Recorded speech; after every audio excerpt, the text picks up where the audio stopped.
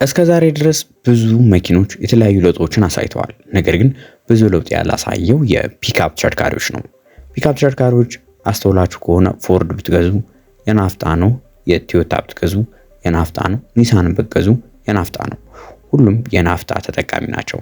አብዛኞቹ ተሽከርካሪዎች ትንሽ እንኳን የቤንዚን ተጠቃሚ ቢኖሩም፣ በአሁኑ ሰዓት ላይ ግን ይህ ነገር ሙሉ ለሙሉ የተቀየረ ነው። ምክንያቱም አስተውላችሁ ከሆነ የተለያዩ ተሽከርካሪዎች የቤት መኪኖች ወደ ኤሌክትሪክ እየሄዱ ነው። እንዲሁም ደግሞ የሃይብሪድ መኪኖች የቤተሰብ መኪኖች ላይ እየተመለከትናቸው ነው። የሃይብሪድ ምንለው ተሽከርካሪዎች በአሁኑ ሰዓት ላይ ግን የናፍጣ ቴክኖሎጂን ከሃይብሪድ ጋር አንድ ላይ አዋህዶ የቀረበ አንድ ልዩ ተሽከርካሪ ወደ ገበያ ገብቷል። በዛሬዎቻችን የተሽከርካሪ ምን መኪና ነው፣ ምን አይነት የተለዩ ፊቸሮችን ይዞ ቀርቧል፣ እንዲሁም ደግሞ ናፍጣ መሆኑ ከሌሎቹ አንጻር ምን የተለየ ነገር አለው የሚሉትም አንድ ባንድ እንመለከታለን። ከመረጃዎቹ ጋር አብራችሁን ቆዩ። አርነስ ነኝ። መልካም ቆይታ። ከዛ በፊት ግን ለዚህ ቻናል አዲስ ከሆናችሁ በዚህ ቻናል ላይ በየዕለቱ ከመኪና ጋር የተገናኙ የተለያዩ መረጃዎችን ይዘንላችሁ ስለምንቀርብ ሰብስክራይብ ያድርጉ። እንዲህ ቪዲዮ ሲለቀቅ በቶሎ እንዲደርሰው የደወሉን ጫኑ። በዓለማችን ላይ የመጀመሪያው የሆነው የናፍጣ የሃይብሪድ ተሽከርካሪ ለገበያ ቀርቧል። የተሽከርካሪ ቼሪ ስቶክማን ይባላል። መኪናው ባለ ሁለት ጋቢና ደብል ጋቢና የምንለው ፒክአፕ ተሽከርካሪ ነው። ሙሉ ለሙሉ ተመርቶ ለገበያ የቀረበው ደግሞ በስመ ጥሩ የቻይና መኪና አምራች ካምፓኒ በሆነው በቼሪ ነው። የተሽከርካሪ በአሁኑ ሰዓት ላይ ለገበያ የቀረበው በአውስትራሊያ ነው። ነገር ግን ይህ አስገራሚ የሆነው የዓለማችን የመጀመሪያው የናፍጣ ፕለጊን ሃይብሪድ መኪና ብዙዎችን እያነጋገረ ይገኛል። መኪናው ላይ የተገጠመለት ባለ 2.5 ሊትር ትዊን ቱርቦ 4 ሲሊንደር የናፍጣ ሞተሩ፣ ከዚህ በተጨማሪም አብሮት የተገጠመለት የሃይብሪድ ሲስተሙ መኪናው 469 የፈረስ ጉልበት ማመንጨት ይችላል። እንዲሁም ደግሞ 800 ኒውተን ሜትር ኦፍ ቶርክ ማመንጨት ያስችለዋል።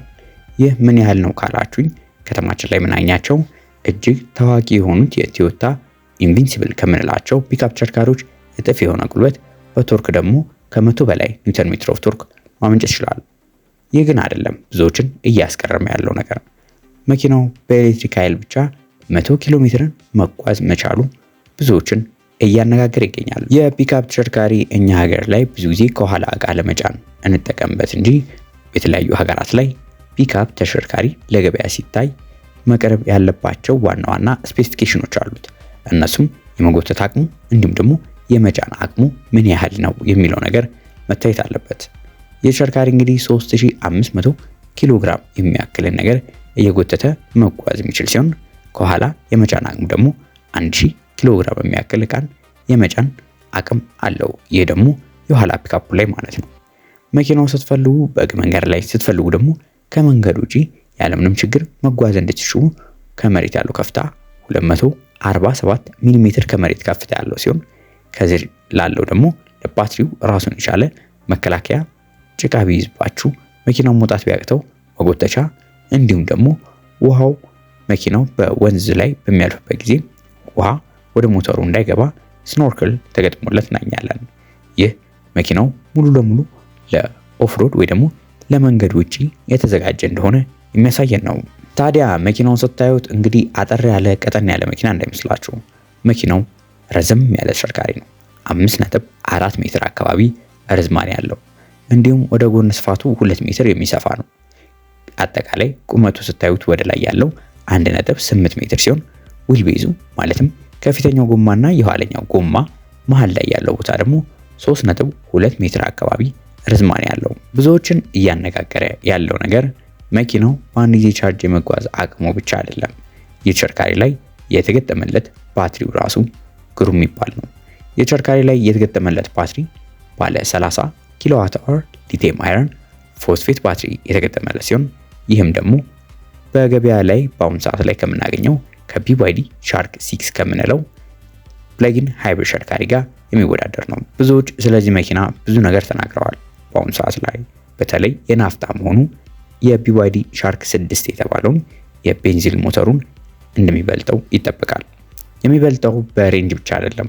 እንደሚታወቀው የናፍጣ መኪኖች ከቤንዚን መኪኖች አንጻር ረጅም ጊዜ ያለ ሀሳብ መቆየት መቻላቸው እንዲሁም ደግሞ ለጥገና ወዲያው የሚፈልጉ አለመሆናቸው፣ ከዚህ በተጨማሪም ደግሞ የትም ቦታ ላይ መጠገን እንዲቻሉ ኤሌክትሮኒክሳቸውን በተቻለ መጠን ለመቀነስ ሞክረዋል። መኪናው በኤሌክትሪክ ኃይል ብቻ 100 ኪሎ ሜትር ስትፈልጉ ደግሞ በሃይብሪድ ከ1000 ኪሎ ሜትር በላይ እንድትጓዙ ማስቻላቸው መኪኖቹ በአሁን ሰዓት ላይ የቻይና የመኪና ማርኬቱን ለመቆጣጠር እያደረገች ያለውን ትልቅ አስተዋጽኦ ያደርግላቸዋል ተብሎ የተጠበቀ ነው። መኪናው የስራ ተሽከርካሪ ብቻ ነው ማለት አይቻልም። ምክንያቱም መኪናው የቅንጦት ፊቸሮችንም አንድ ላይ አካቶ ስለቀረበ መኪናው ከተማ ውስጥ ሲገባ አንድ ባንድ ማሳያችሁ ይሆናል። እስከዛ ግን እስቲ በወፍ በረር አንዳንድ ነገሮችን ላሳያችሁ። የተሽከርካሪ ላይ የተገጠመለት ባለ 15.6 ኢንች ተች ስክሪን አለው። እዚሁ ላይም ናቪጌሽን እንዲሁም ደግሞ የመኪናውን የተለያዩ ሴቲንጎችን መቆጣጠር ይችላል። የተሽከርካሪን ያሽከረከራችሁ ያው ምን ያህል ፍጥነት እየተጓዛችሁ እንደሆነ ለማወቅ ግዴታ ወደ ዳሽቦርድ መመልከት አይጠበቅባችሁም። ምክንያቱም መኪናው ሄድ አፕ ዲስፕሌይ ተካቶለት ቀርቧል።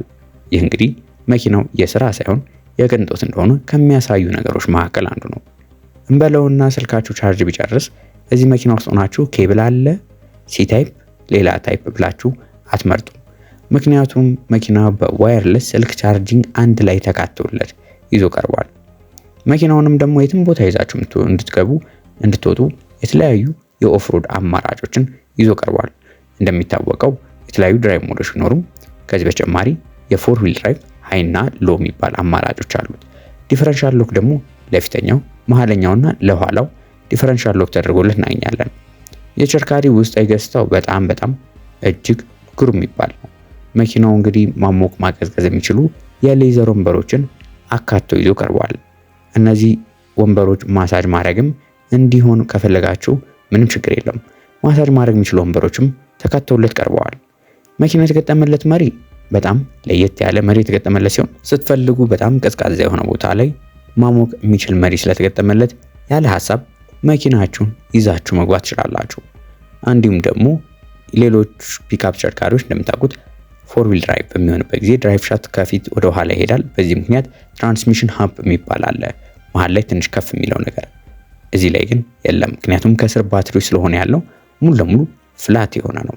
ይህም መሆኑ በጣም ከፍተኛ ምቾት ለኋላ ተሳፋሪዎች ረጅም ርቀት ያለ ሐሳብ ምቾታቸው ተጠብቆ እንዲጓዙ የሚያስችላቸው ነው። ይህ ተሽከርካሪ ገና በዓለም አቀፍ ገበያ ላይ ቀርቦ የምናገኘው ተሽከርካሪ ነው። ነገር ግን ብዙዎቻችሁ እንደምታውቁት ኮሜንት ላይ መኪናው ገባ አልገባ ገና ሳይመረት ራሱ ዋጋው ስንት ነው የማለት ባህል ስላለን እዚህ ተሽከርካሪ ላይ ዋጋው ምን ያህል ነው የሚሉትን በምናይበት ጊዜ ሆነን ለመናገር ይህ ተሽከርካሪ በአሁኑ ሰዓት ላይ በአውስትራሊያ ማርኬት ብቻ የቀረበ ተሽከርካሪ ነው።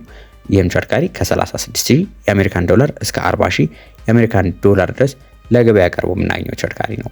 ነገር ግን ከሌሎቹ አንጻር ትንሽ እኛ ሀገር ላይ ሲገባ ከፍ ይልበታል ዋጋው። ምክንያቱም የመኪናው በሃይብሪድ ኢንጂን የቀረበ ሲሆን ከዚህ በተጨማሪ ሌሎቹ በ1500 ሲሲ ነው፣ ይሄ ደግሞ በ2500 ሲሲ ነው። ስለዚህ የ1000 ሲሲ ከፍ ያለ ስለሆነ ዋጋው ከነ ሻርክ 6 ትንሽ ሊጨምር ይችላል። ነገር ግን ኢትዮጵያ ውስጥ ላሉት ለተለያዩ መልክዓ ምድር ተስማሚ እንደሚሆን ይጠበቃል። እናንተም ታስባላችሁ? እስቲ ሀሳብ አስተያየታችሁን ኮሜንት ላይ ጻፉልን። በቀጣይ ሌሎች ከመኪና ጋር በተገናኙ መረጃ እስከመገናኘት መልካም ሁሉ ተመኘው።